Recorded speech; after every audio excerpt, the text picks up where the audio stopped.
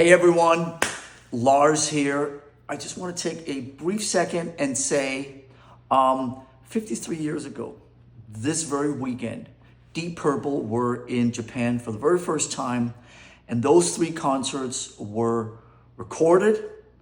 2 nights in Osaka, 1 night in Tokyo were recorded and eventually became the Made in Japan album. In my humble opinion, hands down, the best hard rock live album ever. I have heard it just about 18,000 times, and every time I hear it, it just gets better and better and better. And it's so crazy cool. It's so lively. It's so energetic and just, you know what I mean? You know what I mean? Now, there is a reissue, remaster, all that re-stuff version of the album that includes, let's see if I get this right, all 3 nights of the 3 concerts. So not just one version of each of the songs, but 3 different versions of each of the songs.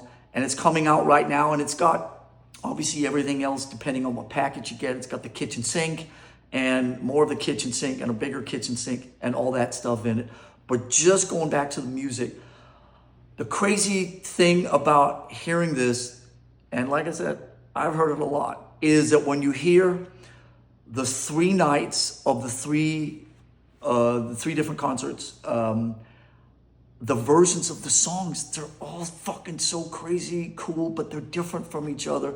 So like one night Child in Time is this long, and the other night Child in Time is that long, and the third night Child in Time is that long, because the solo is a different length.